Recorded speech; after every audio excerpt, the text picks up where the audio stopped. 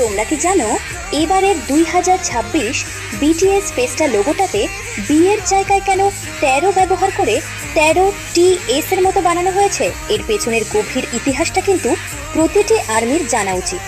BTS 2013 সালের 13ই June debut করেছিল, তাই এই 13 সংখ্যাটা শুরু থেকেই বিটিএস এর পরিচয়, ইতিহাস আর শিকড়ের সঙ্গে জড়িয়ে আছে।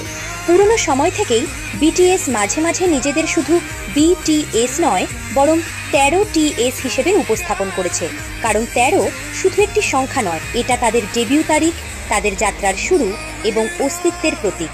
এবার যখন 2013 থেকে 2026 অর্থাৎ বিটিএস এর 13তম অ্যানিভার্সারি, তখন আবারও সেই বি এর জায়গায় 13 ফুটিয়ে তোলা হয়েছে।